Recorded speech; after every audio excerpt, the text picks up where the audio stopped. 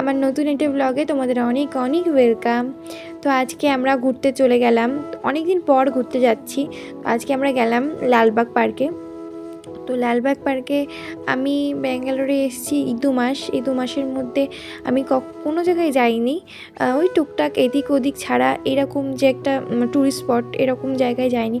তো লালবাগ পার্কটা এত বড়, আমরা না একদিনে কভার করতে পারিনি, তাই আমরা প্ল্যানিং করেছি যে আবার অন্য কোনো একদিন যাব, গিয়ে বাদবাকিটুকু কভার করব।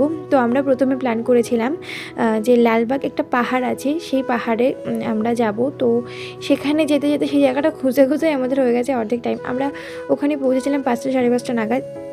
তো যাদের কম বাজেট, মানে আমাদের মতো কম বাজেট নিয়ে ঘুরতে যেতে চাও আপাতত, তখন তারা কিন্তু লালবাগে অবশ্যই, ব্যাঙ্গালোর যারা আছো লালবাগে, তারা একদম আসতে পারো। আমাদের 40 টাকা না 30 টাকা করে মাথা পিছু টিকিট লেগেছিলো। তো এই দেখো আমরা ওই পাহাড়টার চলে এসেছি প্রায় কাছে। তো আমার হাজব্যান্ড বেশ অনেক বছর আগে এখানে এসেছিলো, তখন না এইসব গ্রিন হাউস টাউস হয়নি, তো ও একটু কনফিউজ হয়ে গেছিলো। সে কারণে সবার কাছে শুনে শুনে আমাদের পৌঁছাতে একটু সময় লেগেছে। অনেক বড় জায়গা, একটু বুলবুলা টাইপের। তো আমরা ঘুরতে ঘুরতে ঘুরতে ঘুরতে সবার কাছে শুনতে শুনতে তাই আলটিমেটলি এসে পৌঁছালাম। আর দেখো এই জায়গাটা এত সুন্দর লাগছে। এটা গ্রিন হাউস করবে বলছিল আমার হাজব্যান্ড, যে হয়তো এটা গ্রিন হাউস করতে পারে।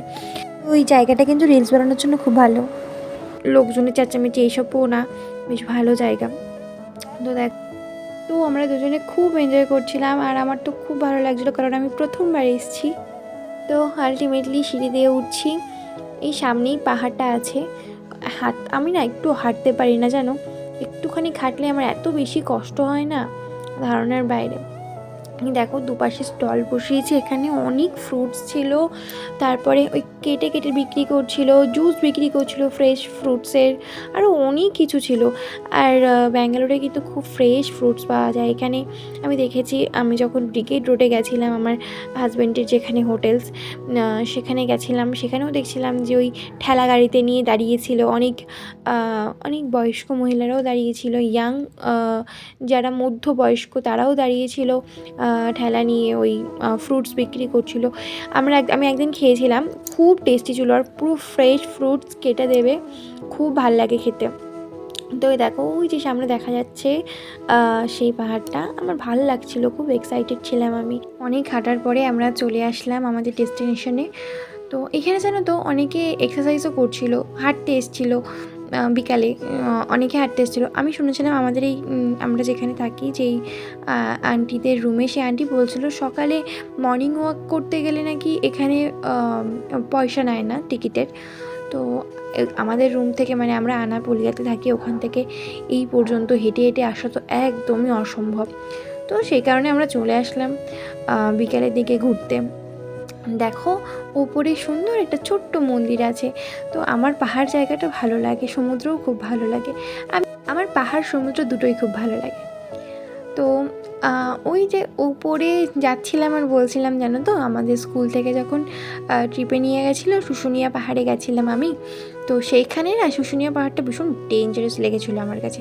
আর ওখানে উঠতে উঠতে আমার পাটা এত বেশি ব্যথা হয়ে গেছিলো। দেখবে যখন পাহাড়ে উঠি সেই সময় তো একরকম লাগে, কিন্তু যখন নামা হয় তখন না পা হাত পা অটোমেটিক কাঁপতে থাকে। আমারও সেম জিনিসটা হয়েছিল, কিন্তু এইটা অতটা সমস্যা হয়নি, কারণ এটা অতটা উঁচু না।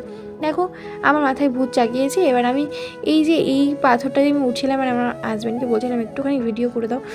আর এই পাথরগুলো না খুব স্লিপ কাটে, খুব কেয়ারফুলি হাঁটতে হয় এই পাথরগুলোর উপর। তো এই যে সন্ধ্যা প্রায় হয়ে এসেছিলো, আর এই সুন্দর ভিউটা দেখার পর আমরা চলে গেছিলাম আস্তে আস্তে রুমের উদ্দেশ্যে, বেরিয়ে পড়েছিলাম। তো আমার ভিডিওটা দেখছি এই পর্যন্ত, দেখা হচ্ছে নেক্সট কোনো ভিডিওতে। টাটা।